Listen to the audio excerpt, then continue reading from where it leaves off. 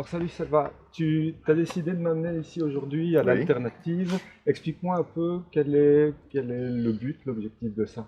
Alors, c'est notre première séquence, celle que j'avais imaginée il y a longtemps, que j'appelle la séquence du héros du mois. Oui. Et aujourd'hui, on va mettre à l'honneur Pierre, qui est un boulanger, qui a une maladie cœliaque Mhm. et qui fait un pain merveilleux, sans gluten, et qui fait du bon, du beau, du juste. Tu sais qu'on défend ces valeurs-là.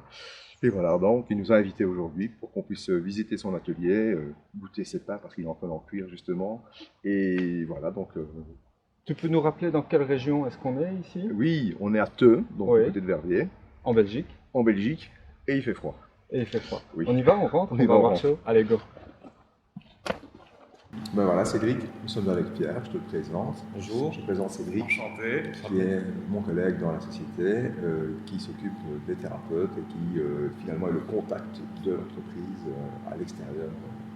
Quoi. Voilà, je sais que tu avais des questions pour Pierre, donc là, tu peux y aller. Ah ouais, donc moi je suis intéressé de savoir qu'est-ce qui t'a amené en tant que boulanger à travailler du sans gluten, c'est bien ça, Ouais. et bio en plus. Ouais. Alors, il faut savoir que je suis passionné de pâtisserie et de boulangerie depuis que je suis petit. Mhm. En fait, mon grand-père était boulanger de génération en génération depuis 5 générations. Et donc ça m'a toujours trotté en tête et je m'étais juré d'un jour lancer ma propre petite boulangerie. Donc, à la fin de ma réto, j'ai décidé d'entamer des études d'HEC, donc de commerce, Ouais. pour avoir les bases de gestion et pour pouvoir éventuellement plus tard gérer mon propre commerce. Mhm. Et toujours avec cette passion en tête. Et à la fin de mes études, j'étais toujours bien décidé à faire ça, mais malheur de ma vie, comble du boulanger, j'apprends que j'ai la maladie cœliaque. Donc la maladie cœliaque, c'est une allergie au gluten, en fait, c'est une Ouais. maladie immunitaire. Et donc tous mes rêves partent en fumée, je me demande ce que je vais faire. Et puis suite à des voyages, notamment à Berlin et à Paris, je me rends compte qu'il y a moyen de faire des pains et des pâtisseries canons sans gluten. Et en revenant ici, je me rends compte que l'offre qui est ici est ridicule et souvent dégueulasse. Je commence à faire beaucoup moi-même, donc à faire mon pain moi-même. Mes pâtisseries, je les faisais déjà, donc j'adapte toutes mes recettes. Et je me dis qu'en fait, ça pourrait complètement cartonner. Donc, en dernière année à HEC, je monte un projet sur une boulangerie du coup, sans gluten. Et en sortant, je suis incubé dans un incubateur d'entreprise qui m'aide à développer mon idée. Et je me lance quasi directement, d'abord à vendre quelques pains. Et puis je grandis au fur et à mesure. Et donc les pains sont tous sans gluten, donc naturellement sans gluten avec des farines bio, parce que tous les ingrédients que j'utilise sont bio, ça c'est très important pour moi. Parce que pour moi c'est synonyme de qualité et aussi de goût. Enfin, il y a un goût qui est différent. Mhm. Et santé aussi, évidemment, il y a tout l'aspect santé autour du bio, pas de pesticides dans nos pains évidemment. Justement, tu nous parles du goût, et comme tu dis tout à l'heure, moi je connais des produits sans gluten, j'ai goûté beaucoup de produits sans gluten qui effectivement sont pas très très bons. Qu'est-ce qui permet justement de changer le goût de ça ou d'avoir un pain de qualité et qui soit bon plutôt qu'un pain sans gluten du supermarché qui a un goût totalement différent? Ouais. Alors il y a plusieurs facteurs. Le premier, c'est que je prends énormément de temps avant de pour développer mes recettes et je suis très exigeant et je fais goûter autour de moi à un max de personnes et je veux vraiment que les gens soient bluffés et qu'ils me disent on voit pas que c'est sans gluten. Donc ça c'est vraiment mon critère numéro 1. Et pour moi il y a la méthode de fabrication aussi. Donc ici depuis le début je fabrique presque exclusivement, tous les pains sont fabriqués au levain et donc ils fermentent pendant de longues heures comparé aux pains dans les supermarchés et même dans beaucoup de boulangeries qui sont des pains qui lèvent en 1 ou 2 heures et du coup les arômes n'ont pas le temps de se développer et le pain est fade, n'a pas de goût. Et alors dans le sans gluten on retrouve souvent comme premier ingrédient des fécules qui sont des ingrédients déjà nutritionnellement ça n'a pas d'intérêt et qui n'ont pas de goût en fait. Donc nous on utilise des farines et du levain avec des farines de millet, de sarrasin qui ont beaucoup de goût et qui du coup en fermentant donnent encore plus de goût au pain. Alors, on sait que quand on goûte un pain, une pâtisserie, il y a non seulement le goût, mais il y a aussi la texture qui Ouais. compte. Est-ce qu'il y a un grand changement au niveau de la texture? Alors justement, le défi c'était qu'il n'y ait pas de différence entre la texture de mes produits sans gluten et des produits traditionnels. Alors évidemment, je ne vais pas mentir, c'est pas exactement pareil, mais c'est tout aussi bon et ça plaît également aux gens qui ne sont pas obligés de consommer sans gluten. J'ai maintenant des clients qui aiment juste bien le pain et qui, parce que c'est bio et qu'ils savent que c'est bon pour la santé, le mangent et ont du plaisir en le mangeant parce que c'est quand même une texture agréable. Il n'est pas friable comme les pains qu'on trouve en supermarché. Ouais. Donc il est moelleux et quand on le grille, il revient encore tout croustillant et moelleux à l'intérieur. Donc là, vraiment, il y a une recherche des textures. C'est vraiment mes deux critères principaux, donc goût et texture. Ok. Et en termes de conservation? Oui, alors de par l'utilisation du levain et la longue fermentation et un taux d'hydratation particulier, et on obtient un pain qui se tient 7 jours. En fonction évidemment de la manière dont on le conserve à la maison. Évidemment, si on l'emballe dans un sachet en plastique et qui fait super humide chez soi et chaud, évidemment, c'est des farines bio, donc il n'y a pas de miracle, ils vont moisir. Mais et puis qu'il n'y a pas de conservateur, il n'y a pas d'additifs, donc ça c'est aussi un gros critère parce que dans quasi tous les produits sans gluten qu'on retrouve dans les supermarchés et même chez beaucoup d'artisans, on retrouve des additifs, la gomme xanthane, le E464, des conservateurs, enfin voilà, toutes sortes d'additifs. On n'utilise rien de tout ça et malgré ça, on arrive quand même à avoir un pain qui se tient 7 jours et qui peut être congelé sans problème vu qu'il est frais. D'accord. Tu parlais tout à l'heure de pouvoir recuire ou en tout cas réchauffer son pain. Ouais. Alors c'est assez nouveau. Donc on a testé ça pour la première fois il y a quelques semaines. Donc en gros, le pain, nous on le cuit tous les mercredis. Et alors les gens qui le reçoivent notamment par la poste, vu qu'il y a un délai de livraison parfois long, peuvent le recuire chez eux et donc ils retrouvent une croûte vraiment croustillante, un peu plus épaisse, qui a beaucoup de goût et une mie moelleuse comme au premier jour en fait. Et donc ça c'est vraiment une super technique pour consommer son pain de manière optimale. Génial. Est-ce que tu comprends mieux pourquoi je t'ai emmené ici aujourd'hui? Ah oui, évidemment. Mais alors je suis quand même étonné. On n'est pas dans une boulangerie, pâtisserie traditionnelle, donc j'ai pas vu une vitrine, j'ai pas vu.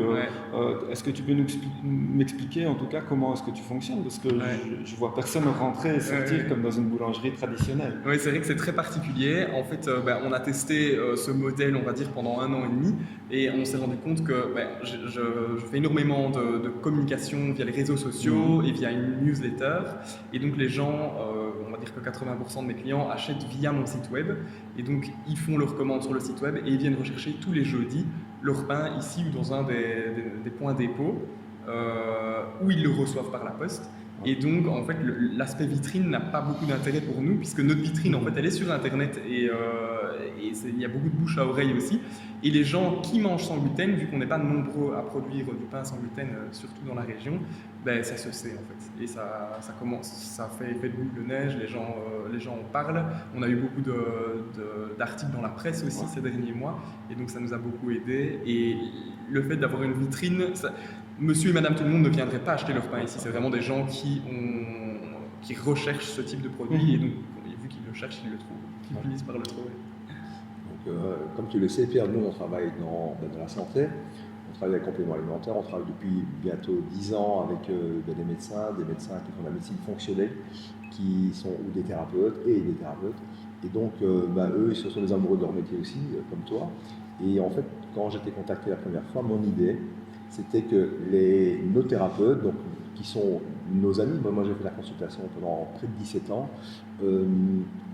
puissent prescrire ton pain comme on prescrit un complément alimentaire, comme on prescrit un magnésium, parce qu'au final, un intestin qui se porte bien, c'est aussi les aliments qui ont un sens, qui font sens et qui ont un projet existentiel, c'est-à-dire donner des nutriments, donner de la santé, donner de l'énergie et non pas faire ballonner les personnes et autres.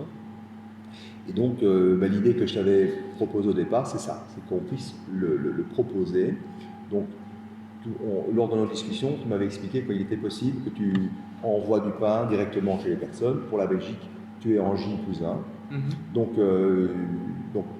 pour les thérapeutes de demain, je sais que dès qu'on postera cette vidéo, ils vont réagir parce que enfin, on va pouvoir faire en sorte que le patient, quand il revient à la 2e ou la 3e visite, on ne recommence pas à avoir les mêmes problèmes qu'on avait dès le début, donc ça va mieux un moment parce qu'on fait fort attention, on mange moins de pain. Dès qu'on se lâche un peu, on mange un peu plus de pain. Et puis de nouveau, on reballonne, on est de nouveau dans les mêmes ennuis qu'au début. Et donc je voyais ça, comme le disait un des premiers médecins, c'est que quand on alimente sans ton médicament, ben ici on est vraiment dans le cas de figure de ça, même si on ne mange plus du pain autant qu'avant. Il faut savoir qu'au XVIe siècle, on mangeait l'équivalent de 800 grammes de pain par jour, c'était la nourriture de base chez les pauvres principalement. Aujourd'hui, on est dans une quantité bien inférieure. Cependant, avec ce qu'on nous propose aujourd'hui dans la grande distribution, ben le problème c'est que même en mangeant 2 tranches de pain, les filles le savent. Je vais partager une anecdote. Beaucoup de patientes me disaient, ben moi c'est bizarre, quoi. À 16 heures, je suis enceinte de 4 mois. Parce qu'elles ont mangé un sandwich et donc du coup, comme c'est du pain blanc, très souvent, ben, elles ballonnent, elles se sentent mal, etc. Et donc voilà. Ce que j'ai envie de te dire aussi, c'est que ce qui m'a plu dans ta démarche, c'est que c'est une démarche, c'est une belle personne et qui fait que ce que tu distribues a de la valeur. Ce que tu distribues, ça a du cœur. Donc pour nous, en tout cas pour notre première héros du mois, si ça avait envie, j'avais envie d'une personne qui était représentative du monde de demain. En fait, je me rends compte que de plus en plus, il y a des magasins de proximité qui se réouvrent, qu'on se détache un peu de la grande surface. On a des personnes, notamment j'ai fait la connaissance d'un monsieur qui était juriste et qui a ouvert sa petite épicerie dans un petit coin de Gendrin, et si tu veux y aller, il faut le faire exprès. Ben, l'homme, il est heureux de faire ce métier depuis bientôt 2 ans. C'est son 3e magasin qu'il est en train d'ouvrir sur la région de Hanu. Et parce qu'en fait, cette proximité fait qu'on a envie de parler à son boulanger, parler à son épicier, parce qu'on échange des choses, parce qu'on prend du produit de qualité. Et voilà, donc c'était pour moi, quelque part, ici en décembre, ça me fait vraiment plaisir de pouvoir t'emmener avec nous dans notre sphère de la santé, parce que tu pensais que tu étais simplement boulanger, c'est pas vrai, tu es un pourvoyeur de santé. Donc voilà. Trop bien. Avec plaisir. Donc, Alors, moi j'ai encore une question parce que je vois qu'il y a des pains, mais tout à l'heure tu m'as parlé aussi de pâtisserie. Ouais. En fait, quelle est ta gamme de produits parce que... Alors, on a 4 pains principaux, plus un spécial qu'on change toutes les semaines. Et alors, de temps en temps, le week-end, on propose des petits pains, des miches, des baguettes et des ciabatta. Et alors, au niveau pâtisserie, on fait tout ce qui est le granola, donc pour le petit déjeuner ou pour le 4 heures, qu'on propose quasi tout le temps. Les madeleines aussi, parce que c'est symbolique. Pour moi, la madeleine de Proust, c'est vraiment le symbole de retrouver le goût des bonnes choses et des choses qui nous rappellent des souvenirs. Et alors, tout ce qui est biscuits, on fait pas mal de biscuits, des cookies, des biscuits secs, et alors les fameuses gaufres de Liège aussi. C'est ça qu'on propose pour l'instant uniquement aux gens qui viennent chercher ici ou en point dépôt, parce que il n'y a rien à faire, il faut les manger le jour même, c'est meilleur. Alors dans les pâtisseries, on fait aussi de temps en temps des tartes, donc les fameuses tartes au riz. On a mis des semaines et des semaines et des semaines à développer pour arriver vraiment à retrouver le goût et la texture de la tarte au riz traditionnelle, qui est vraiment typique de la région, que mon grand-père faisait d'ailleurs et que le roi et la reine venaient manger, commandaient chez lui. Des tartes au citron meringuées, et on va développer toujours de plus en plus de choses. Et puis après, on a beaucoup de pâtisseries saisonnières qui changent en fonction des fruits de saison et de la saison. Voilà, ici, on va proposer du pain d'épices, des spéculoos qu'on ne proposera pas en été. Donc voilà, ça change vraiment tout le temps en fonction de la saison, de nos envies, des envies des clients. C'est ça qui est chouette aussi quand on est petit et qu'on est artisan, c'est qu'on peut vraiment s'adapter et être beaucoup plus flexible qu'une grosse entreprise qui doit faire des produits standardisés tout le temps tous les mêmes. J'ai une question sur ta tarte au riz, parce que tout de suite on en avait parlé. Alors, tu étais content du résultat? Oui, franchement, le dernier résultat m'a bluffé, c'était parfait. Qu'en refais-tu du coup? On essaye d'en refaire toutes les semaines. Du coup, on les cuit le jeudi matin en général. Et du coup, pour le moment, uniquement pour les gens qui viennent ici à Theux. Mais bientôt, on essaiera de les proposer aussi sur Liège. Ok, bon, on a bien compris qu'effectivement, dans l'envoi, on peut se permettre de mettre du pain et ce dont tu as parlé. Je comprends bien qu'effectivement, il est hors de question que nos patients à Bruxelles ou ailleurs commandent une tarte au riz qui viendra par la poste. On sait que c'est pas possible. Ouais. Donc j'inviterai tout le monde à venir jusqu'à Theux. Donc on va mettre ton adresse si tu es d'accord. Super.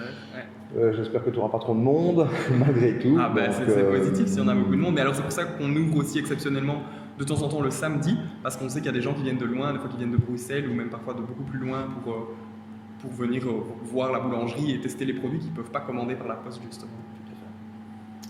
En tout cas, voilà, j'espère que pour toi c'était une belle rencontre aussi. C'était super intéressant, riche d'apprentissage. Alors moi, ce que je propose maintenant, c'est que ça fait 5-10 minutes que notre spéculoos est devant nous.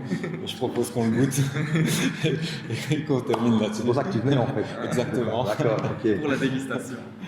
Merci pour toutes ces explications. Merci de m'avoir amené ici, Salva. Avec grand plaisir. Merci beaucoup Pierre. Je vous invite donc à vous retrouver sur le site de Pierre qui est www.boulangerielalternative.be. Merci à tous, à bientôt. Merci, au revoir.